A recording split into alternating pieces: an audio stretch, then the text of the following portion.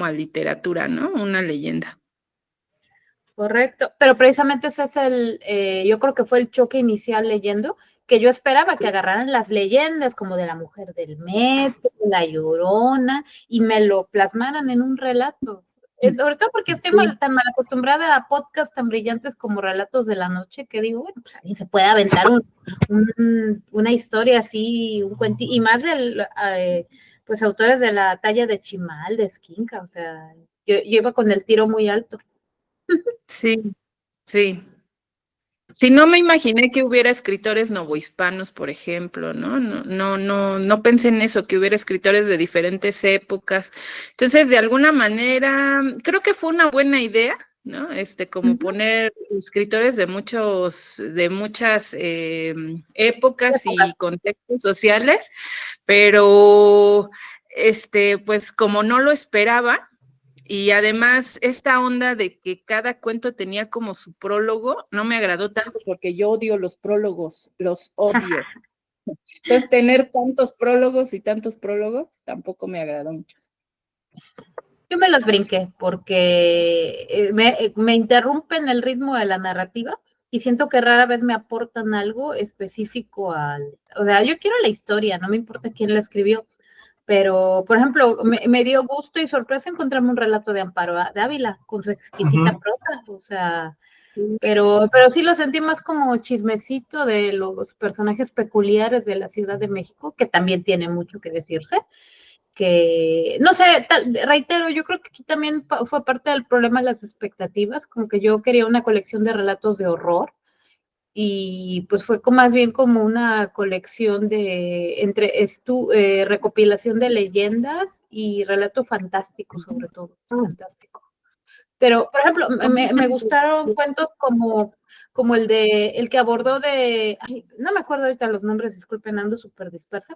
Me gustó mucho que abordó acerca de que el coco es un miedo mediterráneo, los niños del barrio que los espantan el robachicos, el leproso, y eso así como que lo sentí muy contemporáneo, aunque, bueno, ya los sustos ya se han actualizado un poco, pero pues me acordé de Chabelo y Pepito contra los robachicos y así. Aquí también hubo bueno, supongo que venía de la Ciudad de México, pero aquí también en Veracruz hubo una época ahí en los 80 de histeria colectiva del roba chicos. No sé qué pasó en las noticias o algo, que sí había como una red de trata de chiquillos, y aquí sí hubo una época que los papás no los dejaban salir a la calle por lo mismo. Sí, aquí también, en Ciudad de México también. Entonces sí fue a nivel nacional. Yo creo que sí, porque yo sí recuerdo cuando era más niña que así nos asustaban, ¿no? Nos decían, cuidado con los robachicos.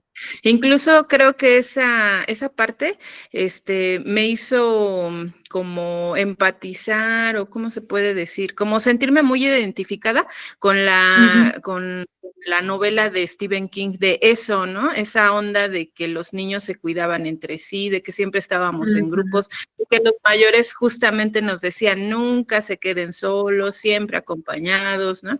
Y éramos la bola ahí de chamacos afuera y nos decían, cuidado con los robachicos. Y alguno, ya saben, ¿no? Gritaba, el robachicos, y todos, ¡ah! Chicos y ¿no? todos corriendo. Sí, correcto, correcto. ¿A ti te tocó más algo así? A mí me tocó lo del chupacabras. Me tocó lo de... ¿qué recuerdo? Recuerdo a inicios de los 90s que hubo un periodo en el cual fallecieron varios familiares y en la noche se escuchaba que pasaba como una carreta. Eso fue en esa. Y los sonidos de las zapatillas en la noche en las escaleras. Y obviamente la Llorona. Permítanme citar al buen Resortes de ay, mamachita. Sí. ¿Qué creen que ahí voy con mis anécdotas? Mi poco. Viví yo ya les he platicado mucho de ese lugar, ¿no? Cuando estaba más chavilla, que viví en un lugar que se llama Ayotla, que justamente estaba yo viendo que mencionan a Manuel Paino, ¿no? En el libro, en uno de los relatos, y hablan sobre su libro de los ladrones de Río Frío. Está por esa zona, ese lugar. Ayotla está como en el mismo municipio que Río Frío, se llama Ixtapaluca. Y Ayotla, pues es, digamos, como el inicio de Ixtapaluca, y es una zona, pues históricamente importante, porque pues era como el paso hacia los volcanes. Entonces, en la época prehispánica también fue como muy importante. Fue el paso, ¿no? Comercial, está muy cerca como de las de Chalco y todo esto. Entonces, pues pasó mucha historia por ahí, ¿no? Por ahí pasaron los primeros ferrocarriles, en la época de la Revolución, también fue paso de los revolucionarios, porque era el paso hacia Puebla, ¿no? Obviamente de aquellos lares hacia la Ciudad de México. Entonces, fue una zona como muy importante en ese sentido. Y obviamente con un montón de leyendas, ¿no? Entonces yo recuerdo que en una ocasión vivíamos en una casita así como de ladrillos y el baño estaba apenas construyéndose, entonces incluso en las paredes no estaba bien construido, yo no sé cómo estaba ese baño, pero la columna, sí, la columna no estaba bien pegada con la pared, quedaba un tanto así, ¿no? Entonces, te veían las pompas de afuera, ¿no? Si tú te estabas bañando. Sí, si te bañabas te veían. Entonces, me bañaba en la noche, obviamente, ¿no? Para que no me vieran. Y me acuerdo que me estaba bañando, obvio, se oía todo, además el friazo que te daba bañarte, ¿no? Bueno, todas esas cosas. Entonces, de repente estaba yo bañándome y me acuerdo que escuché una carreta, ¿no? Con caballos, ahorita que Omar, mencionó. Y es posible que ahí en Ayotla todavía haya carretas con caballos, o sea, sí era como posible, o sea, no fue algo así que yo dijera, ¡ay, la Llorona! Está sobrenatural pasando enseguida, ¿no? No, sino dije, ¡ay, una carreta! Yo quiero salir a ver, ¿no? Y salí corriendo y todo con la toalla y todo el asunto. Mi esposo en ese entonces ensayaba con unos amigos a 2 casas de ahí, ¿no? De hecho, yo iba a alcanzarlo y no alcancé a ver la carreta. Dije, ¡ay, qué triste!, ¿no? Entonces llego al ensayo con mi esposo y le digo, oigan, no salieron a ver la carreta, ¿no? Yo bien emocionada y me dicen, no, Caro, ¿qué carreta? Yo, pues que no oyeron ahorita, vieron hasta los caballos y todo. No, ¿qué te pasa? Y ya ahí uno decía que había una leyenda que decían que pasaba la carreta, ¿no? Que era una carreta que se llevaba a la gente chismosa como yo. Qué bueno que no alcancé a salir. Sí. Pudo más el pudor que la chisma. Qué bueno. Sí, ¿Ya ves? Tus compis te salvaron. Sí, oye. Ale, qué gusto verte conectada. Hola, mis chiquitos, ¿cómo están? Aquí venciendo el sueño, haciendo Zentangle para no dormirme. Platícanos, ¿qué te pareció? ¿Alcanzaste a leer alguno de Mira, los leí cuentos? hasta el bodegón, estoy en ese, de hecho lo sigo leyendo. Tengo sentimientos encontrados con el libro porque originalmente cuando yo leí la reseña dije, nada, voy a leer leyendas y fantasmas mexicanos, qué padre, porque no conozco y tal y cual. Y cuando llego a los cuentos, todo el mundo habló de la introducción, que qué horrible, que no le gustó. A mí me gustó mucho la introducción, creo que es una de las cosas que más me ha gustado del libro, porque de verdad que me dio mucho contexto, aprendí mucho sobre la historia de ustedes y tal, me pareció súper interesante la introducción, la verdad. Oye, pero cuando llegó La Llorona, yo que, ok, no mames, aquí yo no veo ningún cuento. O sea, primero me pareció que no era un cuento, es más bien como un mini ensayo de la Llorona. Entonces ya por ahí ya, pues, no hay susto, no me gusta. Entonces me di cuenta que los cuentos que menos me gustan son los que son más como explicación, de los que he leído, son los que son más como explicación o como ensayo o que lo que es el cuento como tal. El de La Llorona, decepción total y absoluta. Otro que yo así como que lo empecé a leer y yo, esto como que va agarrando cuerpo y de repente, pues, se acabó. El del tipo que supuestamente lleva el saco de naranjas y los ven las muchachas de servicio en las azoteas, no me acuerdo cómo se llama, una aparición. el del que estaba con los robachicos, el Coco y el leproso. Ajá, ese mismo, no me acuerdo cómo se llama. Es uno de los cuentos del Principito. Ese, yo dije, ay, se ve como interesante, tal, qué padre, y de repente, ¡puf! Entonces, no. Ahorita estoy leyendo este de Bodegón y me parece que va bien, pinta bien, pero como que no lo sé, todavía estoy esperando. De los que más me han gustado, el de La Mujer Errada, me pareció buenísimo, es cortico, pero tiene eso de un demonio, una gente, una aparición, una cosa, una muerte al lado, que me parece súper interesante. Otro que me gustó mucho fue el de La Fiesta Brava, pero me parece innecesariamente largo, porque qué necesidad, o sea, si tú terminaste el cuento, ¿por qué me tienes que echar todo el cuento del autor, que si lo llamaron, que si no lo llamaron, que si le dijeron, ¿sabes? O sea, no sé si es parte del cuento, no sé si es una reseña del autor, yo me quedé así como que, ajá, y entonces, o sea, hasta el final de La Fiesta Brava, estaba, del gringo que se muere, estaba perfecto. Todo lo demás, yo dije, ajá, y entonces, y yo todavía me quedé con esa parte de ese cuento, como con las ganas de, cuando el tipo va en la línea que está haciendo el transbordo de Barcácela, no sé dónde, Independiente, no sé cuáles son las líneas, y tal y cual, y qué sé yo, y pin, que pum, que pan, y es aquí va a pasar algo, va a llegar el tipo del tren come carne en el nocturno y se lo va a llevar. Y no pasó nada, me quedé así como que, no, mira, no pasó nada. Entonces, pienso que ahí el terror fue más la frustración del tipo y todo el cuento que más nada, ¿no? Todas las 2 horas que tuvo el tipo en el despacho esperando respuesta del cuento. En general el libro no me ha matado, pero tampoco me parece el peor libro del año. He leído cosas peores. Hay cuentos que están muy bien hechos, los que son cuentos como cuentos. Del tipo que tenía una casa y que mató a los amantes de la mujer y tal, en una calle colonial. Ese me parece que está increíble. Está súper bien hecho porque te da miedo sin necesidad de mostrarte algo y te está hablando de un fantasma típico, que era lo que yo quería. Yo decía, se voy a conocer los fantasmas de México, de la Ciudad de México, porque aquí en Caracas hay N cantidad, ¿ok? O sea, no te puedes imaginar la cantidad de cuántos fantasmas que hay en Caracas. Y yo pensé que el libro iba más de eso, o sea, yo sentía que iba más de los cuenticos y leyendas urbanas de los fantasmas mexicanos, y resulta que no, o sea, me decepcionó un poquito. Lo voy a terminar, quiero terminarlo a ver qué tal, pero en líneas generales el libro no cubrió mis expectativas. Dame un segundo que te quiero decir cuál fue el cuento que más me gustó, pero no tengo el libro. Lanchitas me gustó mucho, el del padre. Estuvo bien chévere ese cuento. Yo dije, como el tipo, o sea, como la impresión, ¿sabes? Que dicen que hay gente que dice que el miedo te encanece. A se puso tonto, me parece súper, súper interesante. O hecho el tonto, no sé. Que te decía, se llama La teoría del Candigas. Matilde Espejo me gustó muchísimo, muchísimo, muchísimo. Y el del Jardín de Flandes, con el nombre impronunciable al principio, porque no lo puedo pronunciar. Esos me han gustado. Pues son más los que me han gustado que los que no me han gustado.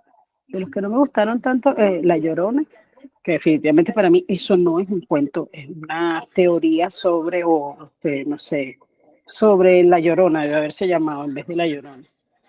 La cena, no sé, me quedé así como que, y entonces, bueno, ok. Y la teoría del Candingas que no fue que no me gustó, pero me quedé así como que, ok, pero fíjate que eso por lo menos se llama la teoría del Candingas, porque él te está explicando quién era, tal, y chévere, ya tú sabes que es una cuestión teórica. El que más me gustó de todos hasta el momento, La Fiesta Brava. Me parece que está muy bien hecho hasta la parte del tipo en el despacho con el amigo que le procuraba a la mujer que si no, que sí, que ay, no. Toda esa parte me pareció súper innecesaria. Pero de resto me gustó mucho. En líneas generales está fino porque te deja conocer muchos escritores mexicanos que tú no has conocido. Eso me gustó, esa idea de agarrar un libro de varios relatos y que tenga varios autores y tú puedas conocer a varios autores y después de ahí te agarras el que más te guste y sigues leyendo su obra. Me parece un tema bien interesante. Pero esperaba otra cosa. No voy a decir que es malo el libro, pero yo me había hecho en mi cabeza otra mente. Eso. Fíjate. Creo que expresas el consenso de todos. Perdóname. Ale, yo creo que el que te va a gustar va a ser el de La mujer que camina para atrás y el de Coatlicue. Esos también te van a gustar. El de la mujer que El camina de- para atrás, de hecho, ya yo más o menos, tú sabes que yo sigo, ¿cómo es que se llama Ajá, esta cuenta? Alberto Ay, no Chimal. sé, que hace muchas infografías, que es mexicano, es muy, Sí, muy fina. Él ha sacado varias infografías sobre monstruos mexicanos, y ese que camina para atrás, que camina para adelante, pero con los pies para atrás, entonces te confunde. Me parece súper genial eso. está Pero, muy bueno el cuento. mira, William sí entró, pero en líneas generales, o sea, sí, no es mal libro, pero, o sea, si tú me lo vendes como un ensayo sobre los fantasmas de México, coño, yo te lo digo así como que, ok, fin.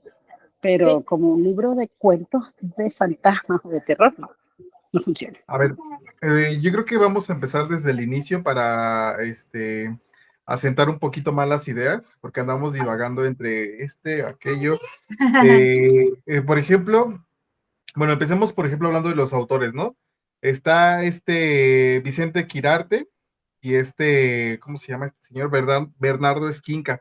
Y ambos estaban, si no me equivoco, idearon este libro en una cantina y estaban así de, pues, ¿por qué no? Elaboramos un libro de historias de cantinas, ¿no? De la Ciudad de México. Ya saben, las cantinas del centro de la Ciudad de México, que son muy, muy populares. Eh, A mí me Hay por ahí un animó de libro, ese prólogo que mencionaran de todos los nombres que, como dicen, muchos se quejaron de que no reconocí un monche de autores. Me animó mucho a escuchar una cita de Guillermo del Toro y dije, chido, me sentí como el sí, Capitán América, entendí esa referencia. Y no sé, sentí que eso iba a ser el libro más aproximable. Entonces, el prólogo funciona a favor y a veces en contra del libro, porque si bien te da el proceso creativo, no te ajusta las expectativas de qué esperar de la colección. sí, el libro en sí genera muchas expectativas porque dice, es que te vamos a contar las historias de la Ciudad de México de terror desde el periodo de la colonia. Entonces dices, Dele. ay, cabrón, Qué chingón. aquí te viene lo bueno, ¿no? Por ejemplo, bueno, pues a mí se me ocurren historias, el Chuck Moll de Carlos Fuentes, igual también lo primero que pensé cuando leí el prólogo, dije, aquí seguramente empecé a buscar en el índice y dije, aquí está Alberto Chimal. Y también está Amparo Dávila. Entonces dije, debe ser una buena recopilación. Entonces, ellos tenían la idea de hacer un libro sobre las cantinas. Allá hay un libro sobre cantinas de la Ciudad de México que se llama Y retiembla en sus centros la tierra, de ¿cómo se llama ese señor? Este, mm, Ahorita me acuerdo cómo se llama, Y retiembla en sus centros la tierra. Lo recomiendo muchísimo. Tiemble en sus centros tierra. Es de Gonzalo Celorio. Recomiendo bastante ese libro. Entonces, pues ya es un libro que tiene recorrido de cantinas y es muy padre porque pues vas y te emborrachas y vas con la historia del protagonista de la novela y pues está muy chido porque es la historia de un maestro que es alcohólico y es un día en su recorrido por las cantinas de la Ciudad de México y es padrísimo el libro porque se va a su infancia, se va a su divorcio, se va a un montón de lugares, pero recorriendo la Ciudad de México hasta que al final muere. Es muy buen libro. Entonces ellos tenían esta idea del tema de las cantinas, pero empiezan a hablar de cosas de terror, historias de terror. Entonces ahí es cuando empiezan a abordarlo ¿y por qué no hacemos una parte de historias de terror, ¿no? Historias de terror aquí en la Ciudad de México. Yo creo, desde mi punto de vista, seguramente fue muy complejo escribir el libro y hacer la parte de la investigación. Eso debió haber sido muy complicado, pero creo que lo pudieron haber hecho como los hermanos Grimm. O sea, los hermanos Grimm hicieron la construcción de esos cuentos a partir de la Vox Populi, de los cuentos, de lo que la gente contaba, y a partir de ahí, y sobre todo la primera parte, porque la primera parte pues son como mitos, leyendas, así como leyendas urbanas, pero del siglo XVII, XVIII, XVI, XIX. Entonces, toda esa Básicamente historia. recogieron la tradición oral. Exactamente, exactamente. Los hermanos Grimm construyeron textos narrativos utilizando la tradición oral. Yo creo que estos autores pudieron haberse enfocado más en eso que empezar a ponerse así de, pues les voy a contar. Esa parte literaria me decepcionó mucho. De hecho, por eso me costó mucho trabajo iniciar el libro, pero ya cuando empiezas a ver ya autores más contemporáneos que empiezan a construir su propia cosmovisión, ahí es cuando dije, ay, esto sí, ya sabía el libro de, creo que es El Principio del Placer, de José Emilio Pacheco, ya tiene unos cuentos que están chulos sobre la Ciudad de México. Obviamente está Amparo Dávila, que también tiene cuentos que son muy interesantes. Entonces me parece que ya los últimos cuentos del libro, las últimas partes, la historia del señor que tiene 200 años vivo y que es un adorador de la Coatlicue y que tiene hijos deformes y horribles para adorar a la Coatlicue, que al mismo tiempo es la Virgen María, me pareció una delicia. No lo había leído y creo que fue el cuento que más me gustó y dije, wow, qué maravilla, y me recordó mucho al Chacmul de Carlos Fuentes. Entonces, y esta leyenda urbana y la forma en la que la narra Alberto Chimal, de la mujer que camina hacia atrás, también lo recordé la primera vez que lo leí, y la primera vez que lo leí así sentí la piel chinita y dije, ¡uy, qué buen cuento! Porque tiene esa parte de, ves a una mujer que está como de espaldas y de repente ves su cara y te avisa de que te cuides, o si todavía sigues aquí, ¿no? ¿Qué es lo que dice, no? Todavía sigues aquí. Entonces tiene buenos momentos. Creo que la falla, no sé si sea una falla, yo creo que desde un punto de vista académico, le decía a Ara en la tarde que los primeros cuentos sobre todo me habían parecido muy académicos, por ejemplo, yo trabajé en una antología de libro mexicano en la universidad, y recuerdo que nosotros hicimos prólogos interminables, siendo redundantes y sobreexplicando historias sobre la escuela y sobre valores y todo ese tipo de cosas que desde el punto de vista educativo, pues debían ser interesantes. Yo recuerdo que le dije a mi jefe, es que este libro está aburridísimo y los cuentos están aburridos y nadie nos va a leer. Y pues que yo sepa, el libro nunca se vendió mucho. Se vendió, fue un libro como local en la universidad pedagógica. Pero así lo sentí, esa parte inicial así de, güey, pues métete más en el imaginario. Hay relatos, de hecho hay relatos sobre ¿cómo se llamaban los presagios funestos? Si no me equivoco, la primera, los primeros registros que hay sobre la Llorona son del periodo antes de que llegaran los españoles, que Prehispánico, fue ya cuando, existía la figura. ajá, sí, ya existía la figura, que el lago de Texcoco empezó a hervir, el cometa que apareció, o sea, se le llamaban los presagios funestos porque decían que algo iba a pasar, y Moctezuma, justamente cuando vio todo ese tipo de cosas, ¿cómo se llama? ¿Cómo se dice? Se sugestionó más, dijo, es que algo está pasando. Era un hombre muy valeroso, había sobresalido bastante, pero cuando llegaron los españoles, todo coincidió con sus supersticiones, y decía que en la plaza, en la explanada del Templo Mayor, en la plaza, se escuchó una mujer llorando, y esta parte eso sí lo menciona en el libro, que su eco se escuchaba a través de las casas, ¿no? Que es esto así de, que, que incluso cuando te lo cuentan tus abuelitos, así de, es que cuando lloraba la Llorona, pues se escuchaba en todas las casas y se escuchaba un eco así como muy fuerte. Eso es bien interesante. Y creo que narrativamente lo pudo haber explorado más por esa parte, así como lo comenta esta Ale. Yo creo que eso fue una oportunidad que desaprovechó los autores, pero pues a final de cuentas pues hizo la chamba de juntar todos estos cuentos y pues aunque no disfruté todos, sí me gustaron bastante algunos que no conocía, dije, órale, este no lo conocía y me agradó bastante. A ver, ¿quién alzó el primero la mano? ¿Noctámbula o Ara? Claro. A ver, No, Caro. primero Arita. Puras pendejadas, tú hablas, Caro. Por dos, puras pendejadas también. Lo que iba a comentar es que es justo lo que dices, hay un montón de historias bien interesantes que pudieron haber agregado este compilado y hacerlo mucho más dinámico e interesante, ¿no? Por ejemplo, esta historia de los túneles que hay abajo de la Ciudad de México, que datan de la época colonial, ¿no? Mi abuelo y mi familia en general, y yo también viví en esa zona, en lo que fue la colonia San Rafael y la Santa María, Santa María la Ribera. Entonces, justo ahí debajo, que antes era la colonia de los arquitectos, y desde épocas coloniales, allá abajo había unos túneles que conectaban a todas las iglesias y llegaban hasta el Templo Mayor, que era por donde pues los sacerdotes pasaban los valores de la iglesia para evitar los robos. También utilizaban estos túneles como catacumbas y ahí pues obviamente ahí abajo criptas y un montón de cosas, ¿no? Entonces, en torno a ellos pues había un montón de leyendas, ¿no? Y se cuentan algunas cosas de estas en algunos escritos y creo que hubiera podido ser una opción también para agregar, ¿no?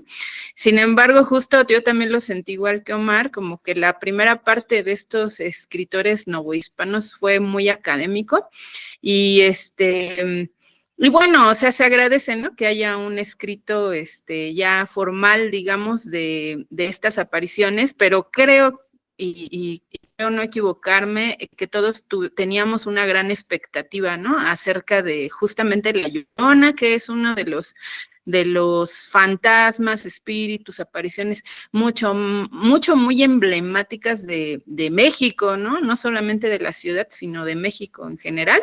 Y teníamos un montón de expectativas y fue como, más bien, como bien lo mencionaste ahorita, una crónica de cómo se contó, de más o menos cómo eran sus características antes y de veras no pusieron hasta el final, quedó atento. Saludos cordiales, ¿no? Una onda así, demasiado así, ¿no? Entonces creo que pudieron hacerlo mucho más dinámico, mucho más digerible, si bien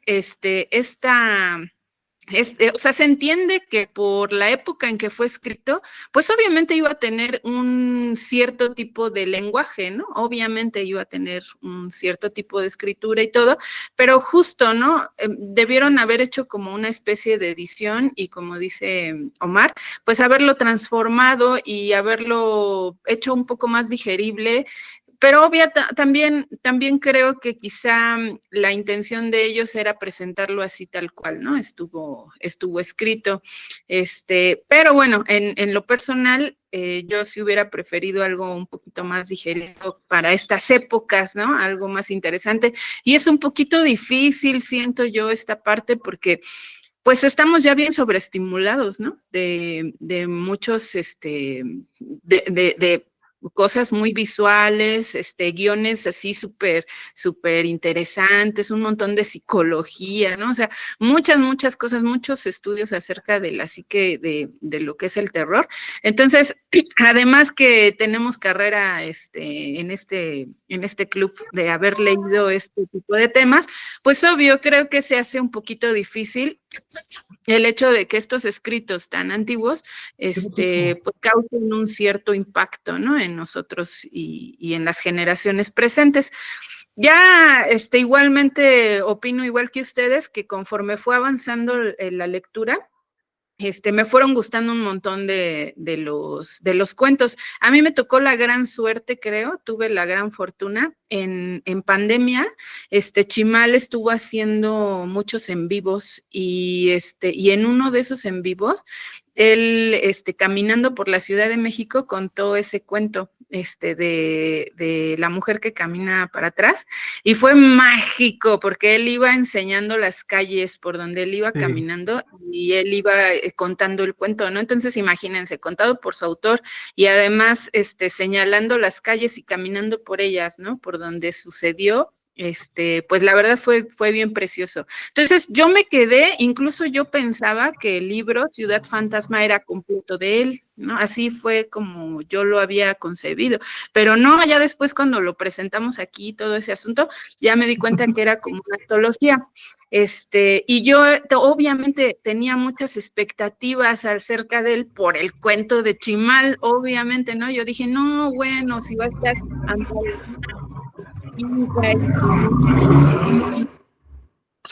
pues no, o sea, sí me decepcionaron algunas cosillas. Sin embargo, creo que tuvo un 70% de agrado para mí y un 30% que no.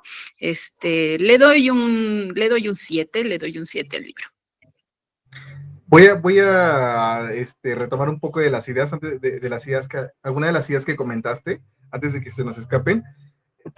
Bueno, seguramente ahorita que hemos estado en contacto con varias personas latinoamericanas de varios países, muchos de ellos comentan que La Llorona, tengo amigos colombianos y venezolanos y me han dicho que ellos creen que el mito de La Llorona viene desde sus tierras. Justo yo te iba a decir cuando yo dijo que es muy mexicano, yo no, ¿qué? Aquí le meten miedo a uno con La Llorona de que tiene unos 0 años de edad, o sea, no, más venezolano que la arepa. Tengo entendido que el mito venezolano y colombiano es más colonial, está más metido en la colonia. Sí, no es tan anterior como el de ustedes, sí, eso. Sí, el nuestro es muy, es prehispánico, o sea, de hecho hay relatos prehispánicos de La Llorona, pero es bien interesante, o sea, creo que hasta se podría hacer como toda bueno, seguramente por ahí debe de haber algún ñoño que ya hizo una investigación sobre el tema. Y esto es muy interesante, ¿no? Comparar esta visión compartida que tenemos los latinoamericanos con La Llorona. Es muy interesante. Eso hubiera sido preferible al primer relato de esta antología, honestamente. Totalmente, que hubiese hecho un estudio analítico de todas las leyendas de La Llorona en Latinoamérica, le hubiese quedado mucho mejor. Sí, y bueno, bueno, vamos a la siguiente. A ver, Ara, después María y después Nadia. Es que quiero comentar otras cosas, otras recomendaciones. No, dilo antes de que se te olvide y ya luego me das la palabra. Órale, no se pierda la idea. Es que justamente estaba recordando también a otro autor que escribió Mundo Umbrío, no sé si lo han leído, es Jaime Alfonso Sandoval. Si no me equivoco, ya son 4 o 5 libros y son de vampiros mexicanos. Es del 2019 la trilogía. A mí no me gustó mucho, pero lo leímos en un círculo de lectura y a varios les gustó bastante la historia, porque es que son vampiros como muy a la mexicana. O sea, te imaginas hasta el vampiro así, el papá vampiro así barrigón, con sus bigotes así negros.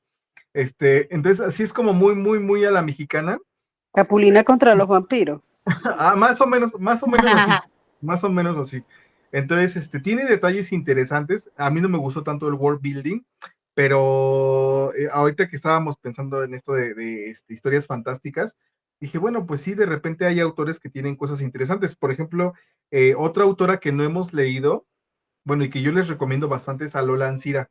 Creo que la hemos comentado. Lola Ancira tiene unas cosas maravillosas, unas cosas que son como terror, ¿cómo se le llama? Es como terror real, hay un libro que se llama, ¿cómo se llama este libro de Lola Ancira? Como el de Mariana Enríquez, de que no es sobrenatural, pero es, sí. Es el de Lecumberri. El de Lecumberri. Es buenísimo ese libro. Buenísimo. Ay, ¿cómo se llama? Libro? ¿Despojos? No. Creo que sí es Despojos, ¿no? Tristes Sombras. Tristes Sombras. Tristes Sombras es aunque no es un libro de terror, tiene historias de terror en lugares históricos de México. O sea, por ejemplo, en La Castañeda, en las tres historias de La Castañeda son de horror. O sea, el niño que le pegan en la cabeza y violan a su mamá, la mujer que está loca porque perdió a su bebé, las historias, no, tiene unas historias que sí dan, o sea, nada más de imaginarte el horror que somos los seres humanos, sobre todo bueno, también en la actualidad, pero a mí esta parte del terror me lo podría imaginar también mucho en todas las cosas horribles que han pasado en nuestro país y en Latinoamérica en general a lo largo de la historia. O sea, pensemos en el periodo prehispánico, ¿no?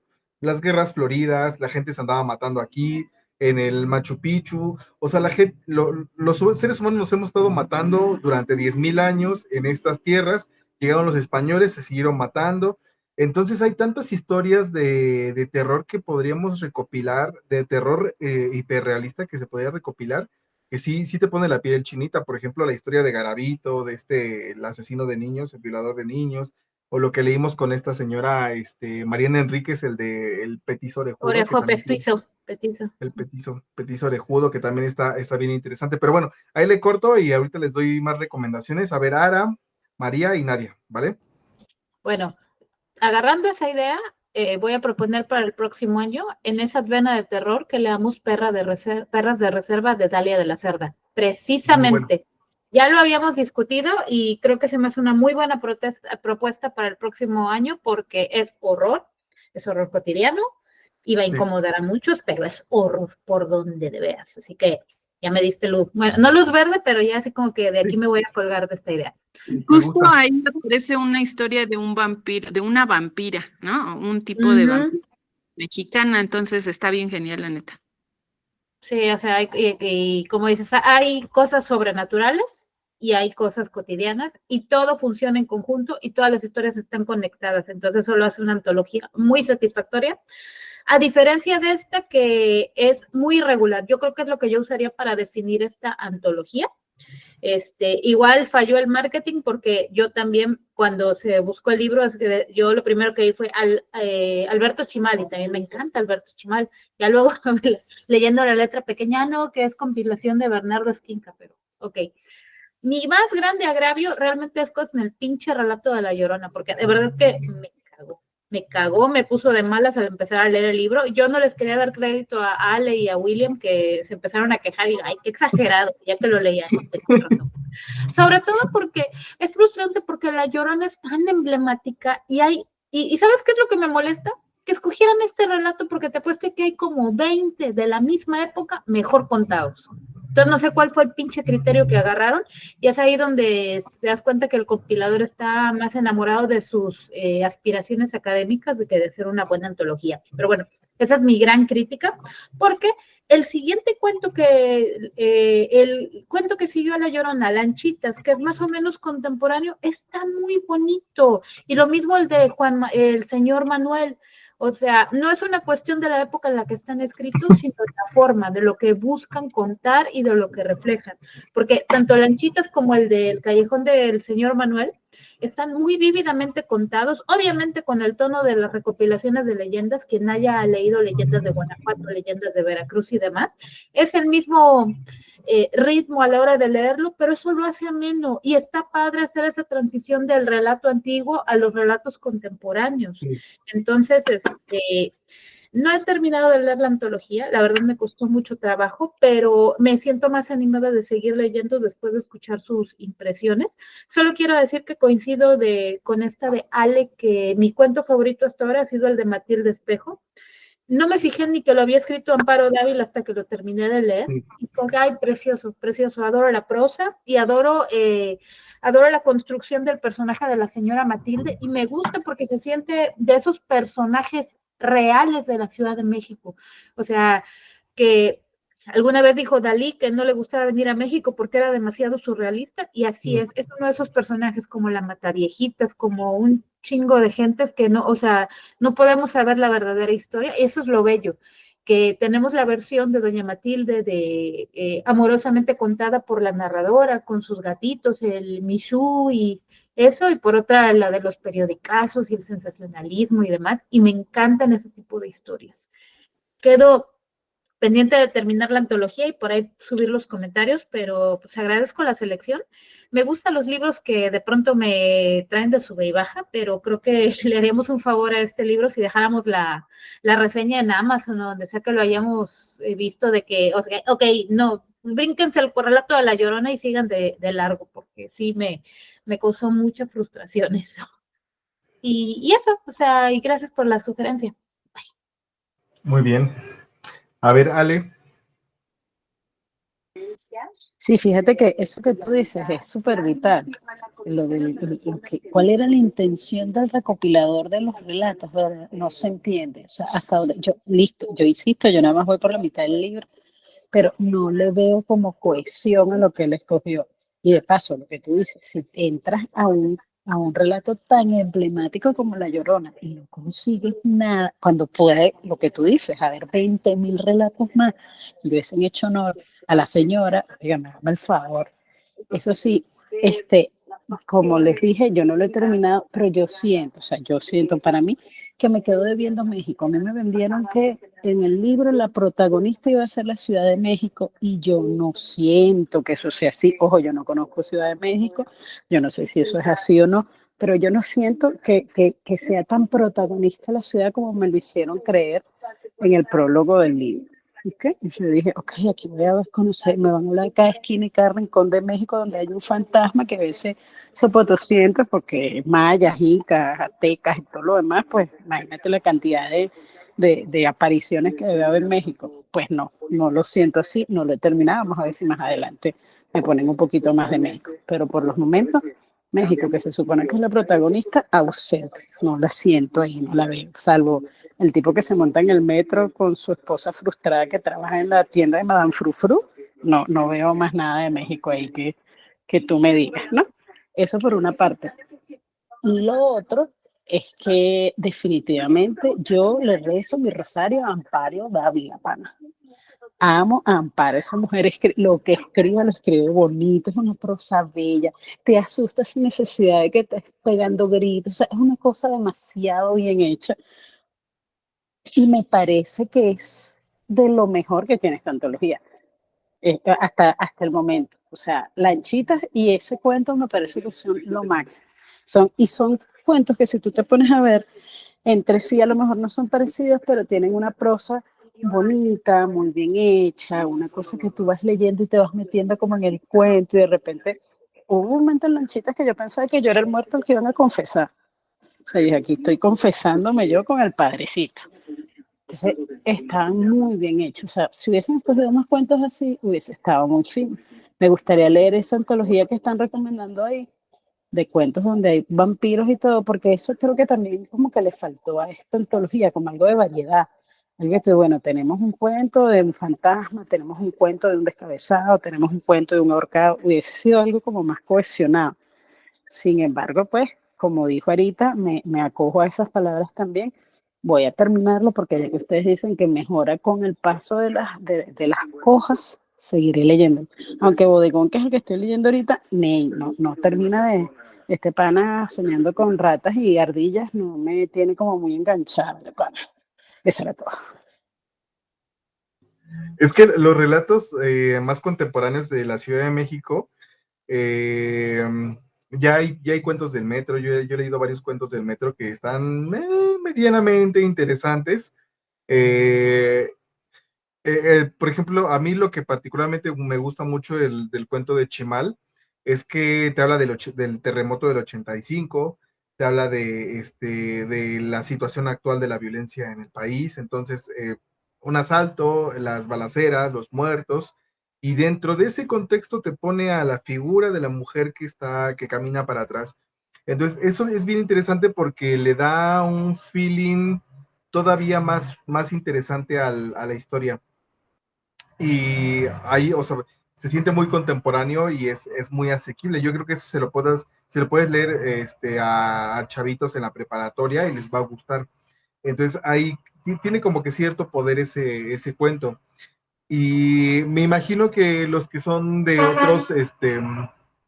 otros países, seguramente también cuando ven sus ciudades coloniales y todo así, no sé si han estado, bueno, por ejemplo, aquí en la Ciudad de México tenemos una parte muy colonial y a mí me ha tocado estar en la madrugada, en esos periodos en los que no había tanta luz en la ciudad, y sí daba un toque macabro, un toque como mágico, el estar caminando así. Yo recuerdo que alguna vez en la secundaria llegué a estar en la noche en el centro, y ver esas calles coloniales sin iluminación, sí te genera un efecto, sí te da un uyuyuy bien interesante. Entonces, yo creo que sí se presta mucho a la imaginación. O sea, me imagino que me metí en esos túneles. Sí, se presta mucho a la imaginación. Yo en alguna ocasión me tocó emborracharme en una de esas cosas antiguas del centro, ahí justamente al lado de Santo Domingo, donde cuentan algunas de las historias del libro. Y son casas, o sea, hay casas que son del siglo XVII, del siglo XVIII, y se siente, o sea, ese aroma a yeso, a tierra húmeda, tan añejo que tienen así casas altísimas donde hace mucho frío, hay grafitis y puedes ver ¿cómo se llama? El diseño arquitectónico barroco y ver cosas así de madera, o sea, y y sentir, a mí me pasó esa vez que estuve en esa borrachera, que dije, esto debió haber sentido el personaje de Aura, cuando entra así a la casa antigua y ve todo lleno de plantas y cosas así, así se siente así. Esa sensación es muy, muy interesante. A ver, a mí me dio miedo, yo no quiero ir a museo. Muy bien. A ver, Nadia, te toca. Hola, hola, buenas noches a todos. Bueno, yo soy muy fan de los podcasts de terror, soy una consumidora crónica de cosas y podcasts de terror. De hecho, William y yo ya comentábamos alguna vez que escuchábamos a una mujer llorando, pero no es el clásico, ay, mis hijos, ¿no? Ese tipo de experiencias me gusta mucho como contarlas y escucharlas y demás. Entonces, bueno, no nada más de podcast, también me gusta mucho el cine de terror. Y Mariale, te recomiendo 100% El Escapulario, si te gustó Lanchitas, porque El Escapulario tiene una historia muy similar que me recordó muchísimo, muchísimo cuando lo estaba leyendo. Y es una película bellísima, blanco y negro, México 1960 y algo. Te va a gustar. No es ese miedo explícito, ¿no? Que dices, ¡ah! ¿Esto qué? Pero sí es ese miedo que te va metiendo la historia y te lo va narrando de una manera y tiene un giro de tuerca que de verdad dices, no manches, ¿es en serio? Y es como la clásica historia de el muerto que se regresó a confesar, ¿no? O sea, es como muy, muy, muy así. Bueno, tampoco lo acabé de leer, sinceramente no me enganchó y me quedé hasta Fiesta Brava. O sea, no, ya no lo comencé, pues ya no me dio tiempo. Pero leer pues sí, es que Matilde Espejo es también como es bellísimo ese cuento, me gusta mucho. Esa señora tan fina, esa señora tan decente, tan correcta, que tú nunca te imaginas, ¿no? Que sea capaz de hacer algo malo y de pronto, ¡paz! Te llevas la cachetadota haciendo que tiene en su jardín enterrados a no sé cuántos. El otro cuento, el fantasma de Carlota, hablando alemán y cortando madreselvas ahí en el jardín, que también dices, ¡ay! No, porque además, bueno, me imagino que esa casa ya no existe, Puente de Alvarado ya, esa zona ya es edificios y departamentos y cosas muy eh, difíciles de rentar y de vivir ahí, pero perfectamente te puedes imaginar, ¿no? Como un fantasma de esa época, un fantasma muy añejo, un fantasma que se quedó anclado a un lugar que amó y a un personaje al que amó, que fue Maximiliano, y que llega de pronto un personaje así random a vivir. Y algo curiosito de ahí es mira, güero, tú te quedas a vivir en la casa, tú puedes invitar a tus amigos, o sea, ahí te da a entender que también es un personaje, pues, tal vez, ¿no? Con el que podría confundirse fácilmente a Maximiliano por el simple hecho del color de piel y de ojos. Y otra cosa les iba a comentar, si el de La Llorona de plano así lo empecé a leer y dije, sí, sí, sí, sí, sí, les recomiendo mucho los recorridos, Omar, tú que vives en Ciudad de México, los recorridos que hace Chuy Campos en el centro histórico, de hecho es en el fideicomiso de la Ciudad de México, del centro histórico. Son muy bonitos y sí te cuentan leyendas y bueno, es bellísimo, ¿no? El Chuy es antropólogo de profesión con maestría y la maestría la hizo precisamente como en apariciones y cosas como de la colonia. Entonces está muy, muy padre, 100% recomendado. A mí también me quedó de ver muchísimo. Me hubiera gustado leer relatos más como contemporáneos, ¿no? Está, por ejemplo, La mujer lobo que habita en la UNAM, en las cavernas de la UNAM, que eso es una leyenda urbana que se cuenta muchísimo y que sí me hubiera gustado leer cosas pues más así de este estilo, ¿no? Porque además hay infinidad de chavitos que la han visto ahí me parece que es el Instituto de Biología, por esa zona donde se aparece la mujer lobo. Hay otra cosa, les iba a comentar también de una analogía. Sí, del relato de Juan Manuel.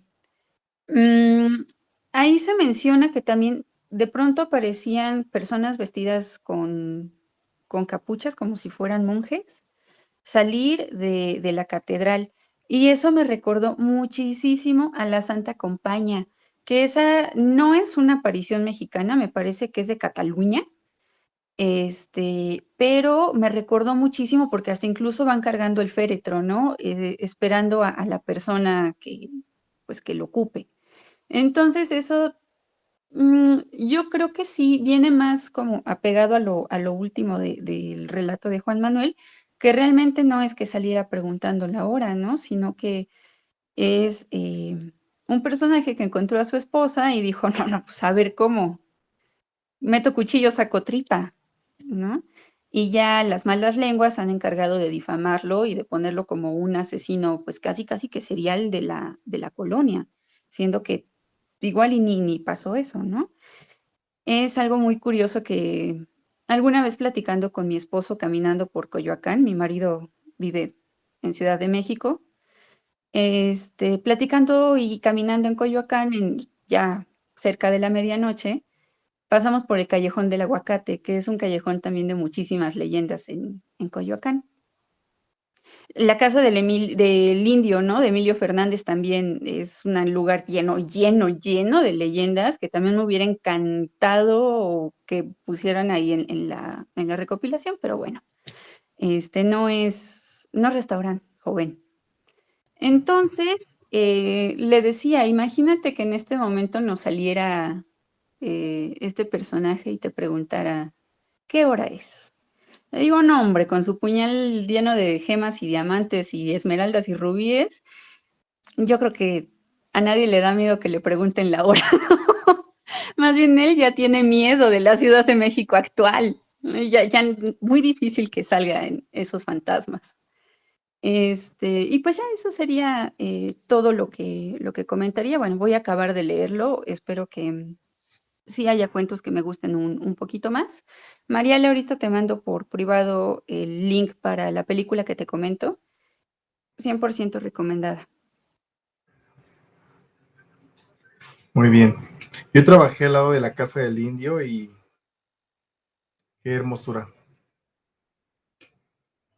Y lo Qué mismo, hermosura. toda esa colonia, me parece que es Santa Catarina, te da Sí, una sensación de ¡ay!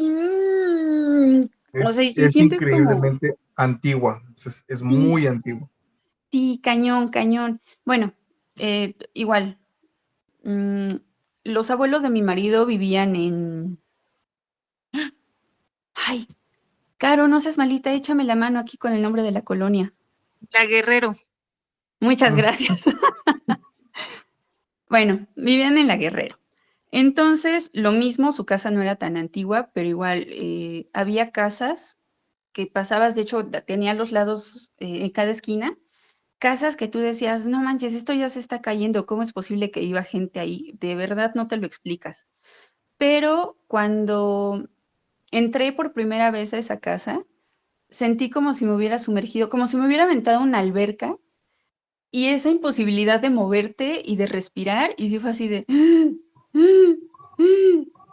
Y no puedo avanzar, ¿no? Ya hasta que, bueno, porque ahí también se cuenta la historia de una niña que cuida la casa y que cuida a los que habitan esa casa, hasta que dije, mira, yo no vengo a causarte nada, yo solo soy visita, yo soy invitada, yo no vengo a quedarme aquí. Se los prometo que hasta ese momento yo sentí como eso se rompió y pude salir pues como de esa burbuja de agua, ¿no? No, pues no burbuja precisamente, pues como de la alberca. Y está bien interesante. Y lo mismo, pasas y dices, no manches, está impresionante cómo se mezcla muchos hilos en un solo lugar, en una callecita. Sí, muy bien. Gracias, Nadia. A ver, William. Sí, bueno, pues yo no tengo mucho que decir en realidad porque no, realmente pues no conozco tanto como ustedes. O sea, yo estoy maravillado porque escucho tantas historias y tantos libros de los que hablan y yo digo, ok, estoy prácticamente en ceros con ese tema, pero realmente lo que al respecto, sí, como tal de la obra, ¿qué puedo decir? Pues no la terminé, obviamente me quedé en los primeros cuentos. A mí me perdió, o sea, realmente a mí me perdió desde La Llorona. O sea, ya, o sea, no había más. Simplemente tú esperas que, como lo hemos dicho durante, bueno, lo han dicho durante la última hora, esperas que el cuento emblemático de mucho y que me diga, ¿sabes qué? Yo me quiero quedar aquí porque si el cuento de esta señora es bueno, lo que sigue va a estar igual, va a estar bien. O sea, empezaron mal, las personas estas empezaron mal. Entonces ya desde ahí me perdió. En el segundo, bueno, yo dije, bueno, ya que acabe, si no es un cuento, si realmente no es una narración como tal, pues ya que acabe, ya vámonos a la que sigue. Me encuentro con el que sigue, que es el de Lanchitas, y muy bonito y todo lo que quieran, pero realmente yo ya lo había escuchado en otras versiones. O sea, este cuento es como de, ok, el padrecito iba a dar pues la ceremonia y bla, bla, bla. Está muy bonito. No sé si realmente ese sea el origen, pero pues, yo, o sea, tengo por ahí el libro de leyendas del que les hablé, del que les compartí, que era La Llorona, etcétera. Trae una historia igual, prácticamente. Es de un muchacho que se va a un baile y en el baile se encuentra con una señorita que está muy guapa y todo. Pues se van juntos, en la noche se van juntos, pasan la noche juntos y pues el joven se quita su reloj, se despierta, en la mañana ya no está la chica, sale de la casa y horas después se acuerda de que dejó el reloj en la mesita de noche. Posterior a eso dice, bueno, ya tengo un buen pretexto para volver a ver a esta chica, ¿no? Entonces regresa y empieza a tocar a la puerta y pues de repente una vecina, que no faltan las vecinas chismosas, le dice, oye, ¿qué hace ahí? ¿Qué busca? No, pues que busco a tal. No, es que pues no, ahí no vive nadie, tiene mucho tiempo que no vive nadie. ¿Cómo es posible que no viva nadie si yo estuve aquí ayer? No, de verdad, de hecho yo conozco a la dueña, bla, bla, bla, vamos a abrir la casa si quieres para que te des cuenta que no hay nadie. Y pues entran a la casa y pues ahí está. Van al cuarto y encuentran el reloj que está en la mesita de noche, ¿no? Entonces, para mí ese cuento sí fue muy bonito, pero realmente no fue como que algo nuevo, ¿no? Para mí. Entonces dije, ok, vamos a ver qué encontramos. Algo bueno va a seguir. Eh, Continúa con la de La Errada, un cuento que ya había leído también. No sé si lo leí en algún momento o lo escuché en algún podcast, porque como decíamos, como decía Nadia, pues estamos en la sintonía. Yo prácticamente es una actividad que hago diario. Todos los días, al estar barriendo, limpiando la casa, siempre es un podcast, o sea, es amanecer con el podcast, ¿no? Y todos los días, incluso ha pasado que en el mismo podcast llego a encontrar historias, de otros podcasts, o sea, de esto se lo compartieron aquí y ya lo escuché en otro, ¿no? O sea, es algo común, sucede mucho. Entonces, ese cuento, el de La Errada, pues yo ya lo había escuchado también. Entonces dije, bueno, está bonito, está corto, está bien, vamos a seguir. Y pues ya para mí o sea, ya donde dije, ¿sabes qué? Bye. O sea, ya de plano, ya aquí, ya no va a seguir, la verdad. Los cuentos así que tienen mucha cuestión histórica y que fechas y que la verdad a mí particularmente no me gusta ese tipo de lectura, a mí me aburre mucho, la verdad. Entonces, el cuento del señor Manuel, la verdad es que no le vi por dónde. O sea, yo ya quería que acabara. O sea, ya quería, o sea, de repente, en algún momento sí fue como que me sentí un poquito perdido. No sabía dónde iba realmente. Y ya al final de que se vuelve el asesino serial y luego que sale, que pues las apariciones y que los monjes y eso, la verdad en algún punto me sentí un poquito perdido, pero pues está bien, o sea, no fue de mi mayor agrado porque, o sea, les digo, las cuestiones esas históricas y de que le meten datos y que hay en tal fecha tal persona y así, A mí, la verdad es que me aburre mucho y no me engancha, ¿ok? O sea, realmente no me engancha, no me motiva a seguir. Y ya venía, o sea, yo venía coleccionando agravio tras agravio para mí. O sea, el primer agravio fue La Llorona, que dices, ¿sabes qué? Bye. Otro agravio más y otro, hasta el que Juan Manuel dije, no, sabes que ya, ahí nos vemos. Lo dejé totalmente. Y eso, la verdad es que empecé con muchas ganas. Sí empecé muy rápido, empecé como que de querer ya ver qué onda con la acción y todo, pero no, definitivamente no. Y pues hasta aquí donde voy, no me ha gustado. Quizá en el futuro le dé una oportunidad, pero pues sí va a estar un poco complicado. Tengo algunas otras lecturas pendientes que no las voy a dejar. Entonces, quizá le dé la oportunidad después, no lo sé. Ahorita, en este punto, y ya nada más para cerrar, tengo el tema de,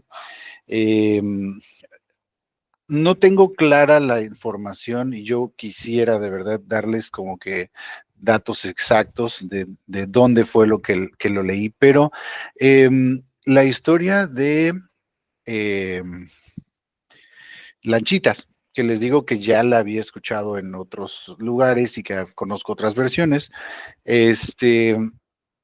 yo la recuerdo que incluso en un libro que leí, no sé si fue de Humberto Eco, en un prólogo o en algún otro lugar, yo recuerdo que leí que esa historia incluso ni siquiera es una historia mexicana como tal, sino que es una historia que incluso en algunos lugares de Japón se ha llegado a tocar esa historia, esa tal cual como de que alguien llega y ha estado con una muerta, ¿ok? Bueno, en este caso como la que yo les dije, que era de una persona que fue y pasó la noche con una mujer que había fallecido.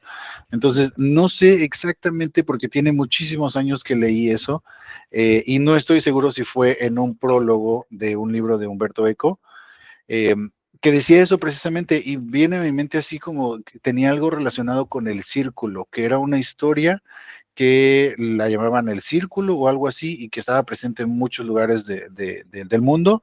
Mencionaba que en Japón se hablaba también de ese tipo de historias o una historia muy similar. Entonces, les digo, yo quisiera darles los datos exactos, pero ni siquiera los tengo. Quizá pueda hacer una investigación por ahí, pero este, solo quería agregarlo, ¿no? Así como de, pues sí, es una historia, buena, bonita, pero pues ya, hasta ahí. Para mí fue hasta ahí nada más. Y pues nada más, a ver si en el futuro lo termino de leer. Me llamó la atención el que dicen de la señora esta del espejo. ¿Espejo se apellida? O se hicieron apellido, ¿no? Matilde Espejo. Matilde Espejo. Ah, ok. Vale, ese me llama la atención. Es Está bueno, interesante. léelo. Ese te va a Bueno, gustar, ese te va a gustar. ok. Vale, entonces me llama la atención por lo que han estado diciendo. Y definitivamente, o sea, ya desde que lo dices, ya desde que lo están mencionando, así como que me da un poquito de escalofríos el tema de la muchacha esta, la mujer que camina por atrás, o no sé cómo dicen. Es muy bueno. O sea, sí, ya en mi mente ya estoy como que haciendo la imagen de una mujer con los pies volteados, no sé, se me ocurren muchas cosas, pero ya desde ahí ya es bastante escalofriante.